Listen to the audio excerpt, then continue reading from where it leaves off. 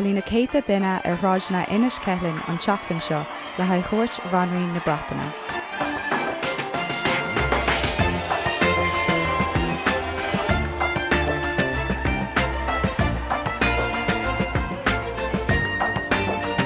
Ba bhór an anóir doing bheith páirteach sa láinniu agus is cuara anmhaith den na blianta tála teacht gur féidir lá mar aniu bheith againn.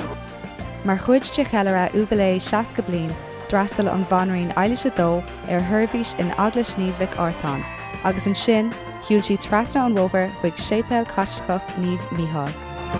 Ba bhór an lá é go deochúling go léir bheith páirteach sna pádracha sna dá sépéal.